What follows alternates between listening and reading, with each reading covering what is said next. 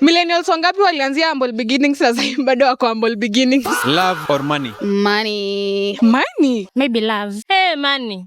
Money. Love. Why money? I believe kwa our current generation money can buy love. Money jamani can change a lot. Utaweza badilisha your life, your lifestyle, familia yako. Because money buys love. So ukiwa na pesa kuna mapenzi hapo, but love cannot buy money. Juu kwa na money utapata tu love. Uendeaje love na una money? Consider mwenye ako na pesa lakini si mwenye anakupenda. Money can change a lot. Money can buy a lot. Lakini love, mtakula mapenzi. Watoto watakula mapera. Love si ya kila mtu. Mkikuwa in love vizuri, hata mtatafuta pesa pia baadaye mtagroup pamoja. Hiyo si ni kama humble beginnings. Mnasema love and then everything comes later. Why love and not money? Si watu tunatakanga tu experience tu love. Kwa na love uko mbele, ndiko kuna tu kila kitu we. Would you date someone who doesn't have money? Of course, tutatafuta pamoja. Mniambieni millennials wangapi walianzia humble beginnings na 20 years later they are still humble beginning. I don't believe sisi tunafaa tunarudia the same mistake they made. Kama najua sina pesa tafadhali, kama pia wewe una pesa tutafute pesa tupatane huko mbele. Naendea pesa si mapenzi.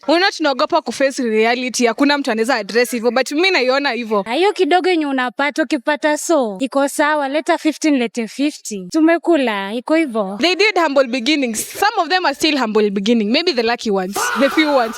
But most that did humble beginnings, they're still humble beginning